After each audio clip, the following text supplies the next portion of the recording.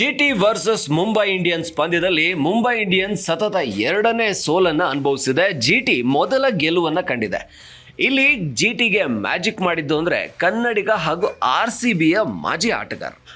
ಮ್ಯಾಚ್ನ turning point ಇದ್ದಿದ್ದೆ ಅಲ್ಲಿ. ಮುಂಬೈ ಅಂತ ಒಂದು ಸೂಪರ್ ಸ್ಟಾರ್ಗಳ ದಂಡಿದ್ದಂಥ ತಂಡವನ್ನು ಮಕಡೆ ಮಲಗಿಸಿದ್ದೆ ಕನ್ನಡದ ಪ್ರಸಿದ್ಧ ಕೃಷ್ಣ. ಕನ್ನಡಿಗನ ಬೌಲಿಂಗ್ ದಾಳಿಗೆ ಮುಂಬೈ ಬೆಚ್ಚಿ ಬೀಳ್ತು.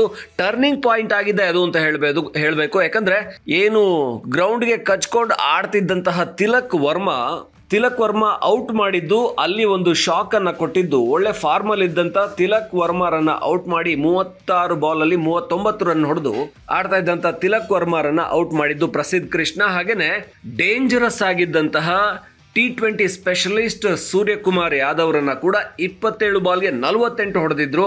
ಒಳ್ಳೆ ಸ್ಟ್ರೈಕ್ ರೇಟಲ್ಲಿ. ಇನ್ನೇನು ಸೂರ್ಯಕುಮಾರ್ ಯಾದವ್ ನಿಂತ್ಕೊಂಡ್ರೆ ಮುಂಬೈ ಇಂಡಿಯನ್ಸ್ ಗೆಲ್ಲೋದು ಖಚಿತ ಅನ್ನುವಂಥ ಸಿಚುವೇಶನ್ನಲ್ಲಿದ್ದಾಗ ಅವರನ್ನು ಡೇಂಜರಸ್ ಸೂರ್ಯಕುಮಾರ್ ಯಾದವ್ರನ್ನ ಔಟ್ ಮಾಡಿ ಕಳಿಸಿದ್ದೆ ಪ್ರಸಿದ್ಧ ಕೃಷ್ಣ. ಮತ್ತೊಂದು ಕಡೆಯಲ್ಲಿ ಆರಂಭದಲ್ಲೇ ಶಾಕ್ ಕೊಟ್ಟಿದ್ದು ಸಿರಾಜ್ ಮೊದಲಿಗೆನೆ ರೋಹಿತ್ ಶರ್ಮಾ ಅವರ ವಿಕೆಟ್ ಅನ್ನ ತಗೊಂಡ್ರು.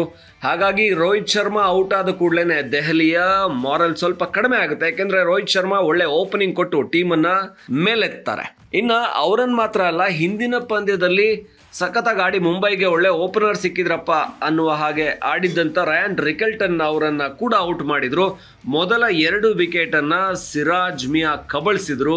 ಅದಾದ ನಂತರ ಪ್ರಸಿದ್ಧ ಕೃಷ್ಣ ಕ್ರೀಸ್ಗೆ ಕಚ್ಕೊಂಡು ನಿಂತಿದ್ದಂತಹ ತಿಲಕ್ ವರ್ಮಾ, ಸೂರ್ಯಕುಮಾರ್ ಯಾದವ್ ಇಬ್ಬರ ಪಾರ್ಟ್ನರ್ಶಿಪ್ ಸಖತ್ತಾಗಿತ್ತು. ಇವರಿಬ್ಬರು ನಿಂತ್ಕೊಂಡ್ರೆ ಮುಂಬೈ ಗೆಲ್ಲುತ್ತೆ. ಮಿಡ್ಲ್ ಆರ್ಡರ್ ಮುಂಬೈಯಲ್ಲಿ ಸ್ಟ್ರಾಂಗ್ ಇದೆ ಅಂತ ಅನ್ಕೊಂಡಿದ್ದವ್ರಿಗೆ ಶಾಕ್ ಅನ್ನ ಕೊಟ್ಟರು.